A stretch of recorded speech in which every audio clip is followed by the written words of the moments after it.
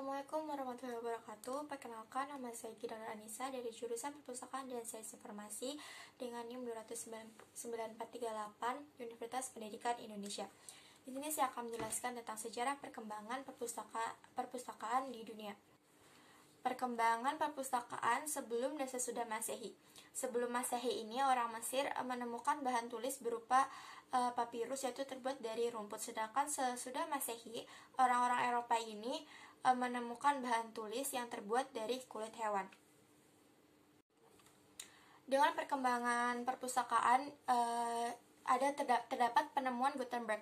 Penemuan Gutenberg ini sangat berpengaruh di bidang perpustakaan karena dahulu naskah manuskrip ini dituliskan dengan bertulisan tangan, sedangkan dengan penemuan Gutenberg ini dapat menulis naskah dan dapat digandakan dengan mesin cetak. Perkembangan pertama itu berada di Sumeria dan Babilonia. Perpustakaan sudah dikenal 3000 tahun lalu. Tulisan yang digunakan ini masih berupa piktogram atau gambar, kemudian ke aksara Sumeria. Setelah itu, aksara tersebut diserap oleh Babilonia yang menaklukkan Sumeria. Yang kedua adalah perkembangan di Mesir. Teks tertulis di perpustakaan Mesir berada pada 4000 sebelum Masehi. Namun gaya tulisannya itu berbeda dengan Sumeria. Dengan orang Mesir ini menggunakan tulisan yang disebut dengan hieroglif. Tujuan hieroglif ialah memahat pesan terakhir di monumen untuk mengagungkan raja. Sementara tulisan yang ada di tembok dan monumen dimaksudkan untuk memberikan kesan pada dunia. Perkembangan perpustakaan di Mesir ini terjadi pada masa pemerintahan Khufu, Khafre, dan Ramses II sekitar 1250 tahun Masehi. Perpustakaan Raja Ramses II ini memiliki koleksi sekitar 20.000 buku. Kemudian perkembangan yang ketiga adalah di negara Yunani. Peradaban Yunani mengenal jenis tulisan yang disebut dengan Misena, sekitar 1500 sebelum Masehi. Tapi kemudian tulisan itu lenyap dan digantikan oleh 22 aksara temuan orang Phoenicia yang dikembangkan menjadi 26 aksara seperti yang kita tahu. Yunani mulai mengenal perpustakaan milik Perisias sekitar abad ke-5 sebelum Masehi. Pada saat itu, membaca merupakan pengisi waktu senggang dan merupakan awal dimulainya perdagangan buku.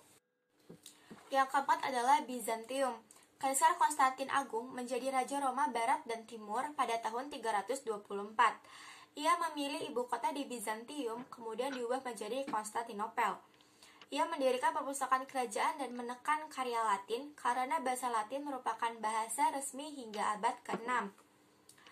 Koleksi ini kemudian ditambah dengan gaya Kristen dan non-Kristen, baik dalam bahasa Yunani maupun Latin. Yang kelima itu adalah perkembangan perpustakaan di Arab.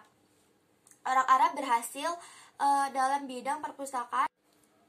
Puncak keemasannya terjadi pada masa pemerintahan Abbasiyah Al-Ma'mun yang mendirikan rumah kebijakan.